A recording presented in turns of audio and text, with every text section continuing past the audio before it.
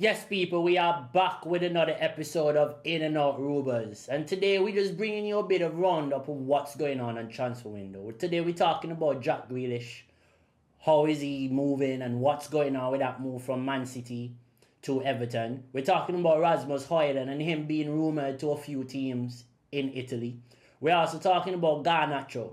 We're talking about Nicolas Jackson. We're talking about Gigi Donnarumma, Belabor. We're talking about Xavi Simons. We're talking about so many players today. Rodrigo and so many others today on In and Out Rumours. But before we do all that, people, always remember, don't forget to like, share and subscribe to the page and keep hitting the bell for notifications. So Yahya can always keep bringing you great content going forward. So as we'll see now, straight into it, that Jack Grealish is being rumoured to Everton. For me, that is a great purchase for Everton. And for Jack too. Now, I said on the previous video that, Jack, to me, has been very unprofessional for the last year in his career. And I've said that because of what I've seen with him, based on the media, based on just his attitude towards certain games. He doesn't have that joy and that smile playing for Man City anymore. You could tell that it was a burden for him. So, just him moving to Everton is a great move for both parties. Well, all parties. For Man City, for Pep to get rid of Jack because he doesn't want him. For Jack to start playing more football. And also for Everton. This is the key part. Is for Everton to open up their doors to a top talent like Jack Grealish. And also now changing the dynamic around the club, that they can actually attract high quality players to go into their new stadium. This is not just a transfer of just Jack Grealish moving for him being better, but also just for Everton. And I'm so happy for Everton and for them to bring him down to Bramall. Now, talking about Man City, we just talk straight into it when we talk about Rodrigo. Now, Rodrigo from Real Madrid. It's crazy because people might say, oh yeah, you're going to say this. But last week, on my book where I put down, just some of the content, I wanted to do a Rodrigo to Man City. But I was like, I'll just give it some time because I don't really think it's going to happen. So I'll just drop that video whenever. And so said now Fabrizio brings out today that Rodrigo being linked to Man City. Now, why I was going to release that video is just because I saw them losing Grealish. And I thought, this is the kind of player that Pep Guardiola really likes, and he has that Latin thing about him already. Pep loves Latin players. So, I could have seen, and I knew Doku needed some sort of competition. And also, you could have told that Man City wanted a winger that could have played on both sides and not just only the left side or the right side. So, out of all the wingers, I was like, the replacement should be Rodrigo. And the news comes out, they monitor him. So I was just so happy to know that even if I didn't get to break the news maybe this time, I'm on the right path a bit. But yeah, I just think that Rodrigo would have fit into Man City perfectly. I think just the football, the building up, the technicality demanded, and it would just be a good buy. Now, I hope Pep doesn't do what he do with a lot of quality players and bring Rodrigo in and then doesn't play him as much. Don't bring such a quality player in and starve them from being great, Pep. Let us, please, I'm begging you, if you bring Rodrigo into the club, please allow him to show his talent, show his quality, show what he is made of. Now, he can't get that out of Jeremy Doku because that is just the player Doku is. Doku was bought to be that player for City. I don't think at first Pep liked Doku, but the mere fact that Jeremy was so good at that one-on-one and probably one of the best players in the world when it comes to one-on-one and just that quick change of pace, he had no choice but to make him stay the way he is. If you realize every time he plays him, he just allows him to play the way he knows how to play, and he hasn't tried to stop him from playing like how he does with every other winger. And talking about stopping him from playing every other winger, we can also talk about stopping Rasmus Højlund from being Manchester United number 9. Now, Rasmus Højlund is being linked to a move to AC Milan in Italy. For me, Manchester United, I get that they have Sesko. I get that you have Konya and you have Joshua that can play up top. But I honestly believe losing Rasmus Højlund is a big mistake by the club. I hope when they sell Højlund, they sell him with the intention of a sell-on clause, or they sell Højlund, or if they loan him out, it's just a straight loan. We as a club cannot put all our eggs in one basket. And maybe Højlund wants to be the number 1, but he's been the number 1 for the last 2-3 years. Him going out to AC Milan might just help him a bit to develop as a player, slow game. He can learn from a few people around him and then get to work on the things he needs to work on for his development. But to entirely sell this kid to AC Milan without us knowing what's going to happen with Sesko, 1, if he's going to fail or not, which I doubt because Sesko is miles ahead of Højlund. And 2, Joshua, we don't know what's happening with Zerski, if the manager actually sees him as a 9 or if the manager still sees him as one of those 10s, which means that you're either going to have to sell him because he is a number 9, so a false 9, and you're going to have to bring in another striker. Now, why would you do that when you have a left-footed menace and a right-footed demon? You have a 6'5 player and then you have a left-footed player that's like 6'1. They can be the future Manchester United for the next 5 years. They can actually help each other compete to be number 1. Now, if Højlund leaves in 2 years, fine. He's 24 years old, he leaves Manchester United in 2 years, fine. But to just say, oh, we have a new striker now, get this kid out. The kid doesn't deserve that. The kid actually deserves a try to play with a good team for once. The first season they brought him in, he was supposed to be number 2. Martial injured all the time, he don't get to play. Second season, last season, Ten Hag stay with Martial. The season after that, Ten Hag stay with Martial, end up getting fired. Martial have to leave the club. Højlund is the only striker still at the club. So, like, the kid has never been put in a position to be a star or to fulfill his full potential. And the minute the fans of Manchester United get something new and shiny, they just want to throw this player away because they just say, oh, he not good enough. You haven't given him a chance to develop to be good enough. And talking about players that are not good enough, let's just talk about Garnacho one time. Garnacho is good, but that's not what Manchester United needs. He's not good enough for the club at this moment. He's a high-quality young player. Do I think he's Lamine Yamal? No, but he thinks he's Lamine Yamal. Now, you can't hurt the guy's confidence for being such a top young player. At the end of the day, when you are at that level, you have to believe you're the best in order to be competing with the best. None of these players go on the field thinking, oh, this guy's so much better than me, this guy's so much better than me. All of them think if they do well enough, they can earn the move to go to a better club. That's why they are professional footballers. Of course, you as a player know, or he's better technically, or he's faster, or he can jump more.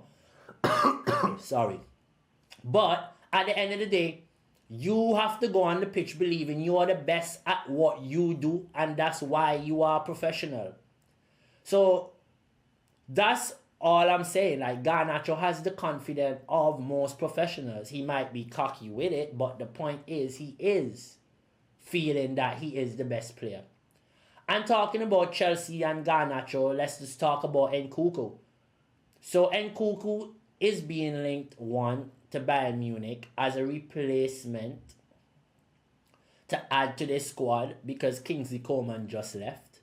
But also now you see them all. I think what's happening is Bayern is also doing that because they know that they want Xavi Simons. But you know, in order to get Xavi Simons, they have to either go after a Chelsea player in order for them to not get, because they know they're not getting Xavi Simons. They know they can shop at Chelsea. They know Chelsea needs to get rid of a winger. So they say, you know what?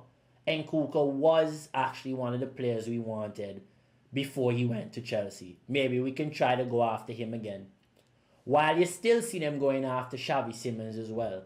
So it's like they kind of forcing Chelsea hand to give them the player that they want, because they're losing out on the player that they want to Chelsea. So I can see, I see how they playing the game, man. I like how they playing the game. They just playing a little war in the transfer market. You know, I stretch my hand out, I scratch your back, to scratch mine a little bit. You know, and Chelsea should do that, because Chelsea want to get rid of the player.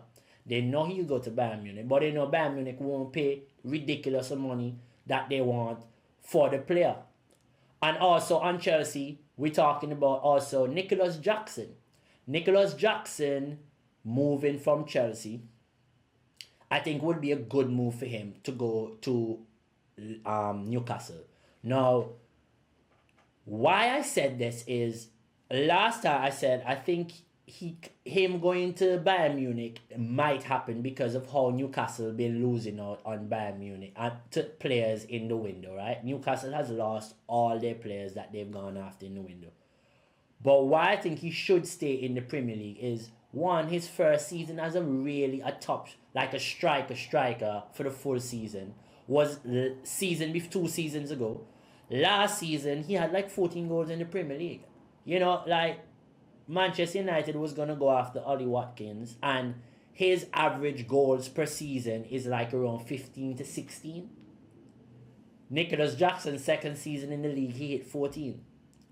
So this mindset that people try to say, oh, but one's Premier League proven, but one isn't. Based on the statistics, based on how long Jackson has been in the league to Watkins hasn't outscored him crazy. So, yet he's also younger. Yet he can grow into the position because he's only played it twice and he's already putting those sort of numbers. So think his 5th season as a striker, the kind of numbers his potential can pull. And he's a headache for a lot of teams. He running behind a lot. He creates his own spaces. He creates his own chances, which is a big thing that a lot of strikers now don't really do. So let us also give Nicolas Jackson a bit of respect, because I think that people look at this transfer as, oh, Jackson isn't good enough. Jackson will cause problem, especially a front three of, say, Nicolas Jackson, Anthony Gordon, and Ilanga. Bro, that is pace, power. Like, that is just straight pace and power. Like, technically, maybe not the greatest, but when it comes to pace and power, exactly how Eddie Howe likes to play, just pace and power, that is a great buy. Now, also talking about Newcastle, we have Wizard saying, hey, I want to get out of Brentford. Get me out. I don't want to be here. So, Newcastle is having a player like Wizard do that to his club, but they feel a kind of how that their player, Isaac, is doing that to their club. Now, do unto others as you would like them to do unto you. That is the key. Do to others as you would like them to do unto you. So you don't get to go after Wizard. You don't get Wizard to tell Brentford he wants to leave. But then you're scared and upset that Isaac is doing the same to go to a bigger club. And clearly we have seen that players prefer to go to bigger names, bigger clubs than Newcastle. You can have all this Champions League football. That is a luxury for your club, not a luxury for these players. A luxury for these players is putting on some of the biggest clubs on their chest. United, Arsenal, Chelsea, Man City. You know, these clubs are massive. Liverpool, these clubs are massive compared to Newcastle. Even Tottenham gets in there before Newcastle. So we have to put some respect when it comes to these big clubs' names, and Newcastle just have to realize that you are in a league where you just you buy in this pool. You know, you're not tier 1 players, you are tier 2, tier 3 kind of players. You know, they compete with the same level players like Wolves. Let's be honest. But let's not really. When I hear people say that, right, like me and all falling into this talk about they competing with teams like Wolves. Matthias Cunha just came from Wolves. And Mbeumo just came from Brentford. So I'm not dissing these clubs, but I'm just saying Newcastle have to shop in the pool where they give players their first opportunity, or they are the best chance of a player having another opportunity at another club, which is seem to be a big club but is not as big. That is what it is. And they just have to feel and pool in those players for now until they reach to the point where they can play with the big boys. And then when the big boys bark, they'll be able to bark back. That's all it is. But right now they can't. You can have all this money, but if you don't know how to maneuver in the window, you just can't maneuver in the window. Now, talking about maneuvering in the window, we see great, excellent maneuver in the window by Manchester United. You know, we see that they're looking to get rid and send Garnacho to Chelsea. You see them bringing in all these players I just mentioned before with Sesko. Now they're looking at Baleba. They're looking at GG Donnarumma. So every position that was wanted by the manager, Manchester United have really went after those players for the manager and have supported this manager. I think he's been supported better than any manager at United in their first full season, basically. So he should be honored and he should be happy that he actually is getting all this done for him. Now, when we look at how the club has structured itself and how the club has gone about in the transfer market, they've actually fooled a lot of people. When they said they didn't have any money, bro, anybody with a brain, I can't believe there were people who believe Manchester United did not have money. Bro, don't let a club who can sustain itself for all these years, not with proper investment, not with proper, like, no one running the club properly, they didn't have a good hierarchy, nothing. And it sustained itself for the last 10 to 12 years. You telling me that this club don't have money? Bro, this club, in a time where more money even floating around football, every year Forbes, every year the richest clubs coming out, Manchester United in the top 5. And you listen to the owner because he just come and say, hey, he make the club seem like he don't have no money. So he get all these redundancies. He start to fire people, everything. And everybody believe, oh, this man, no money there. Bro, they always have money. This club always have money. Let us just look at it and realize this club will always have money. So, whoever they want to go after, they will get. Especially them selling Højlund, Garnacho, Sancho, Anthony, all these guys still to go. And potentially, now you see they might sell Onana. And if they get a Baleba, I can see them getting rid of Casemiro. Will he leave? That's another story. But I can also see United getting rid of Casemiro. So yes, people, it's been your boy just giving you a nice little transfer roundup of what's going on. A few rumors around the Premier League. So don't forget to always log in. This is your show, In and Out Rumours. This is where we just talk about a few things, bring you some rumors around the leagues.